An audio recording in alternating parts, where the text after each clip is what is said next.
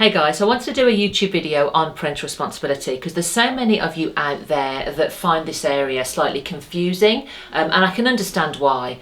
So if you are, let's start with the biological dads, the bio dads. If you're a biological father and for whatever reason you haven't been named on your child's birth certificate, you can still apply for parental responsibility, but by two other ways. You can either enter into a parental responsibility agreement with the mother and then you have PR, or you can have it court ordered by completing our famous C100 form and sending that into court.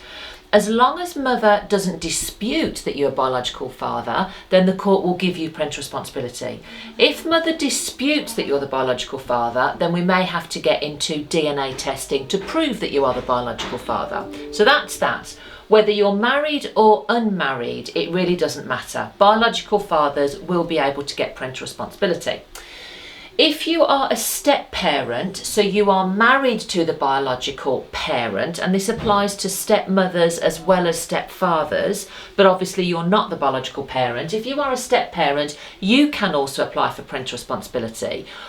In some instances, we will have 4 people that have parental responsibility because we'll have biological mom, biological dad, and then we'll have stepfather and stepmother, and that's okay. What the step parents would do is the same, enter into a PR agreement with the biological parents, or if one of the biological parents doesn't agree, then they would apply to court using the C100 form.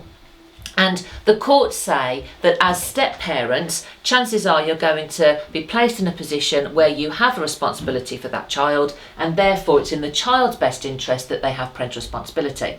So another scenario I can think of is where you have a same-sex marriage, where I was asked this question recently actually by a lady who was married to her partner. The partner was the biological mother. They had separated and the child was now living with the lady that asked me the question. So she wasn't the biological mother. She wasn't named on the birth certificate, and she asked the question, could she apply for parental responsibility? Because the child is living with her and the biological mum consents to that, yes, she can. Again, using either PR agreement or applying for a court order.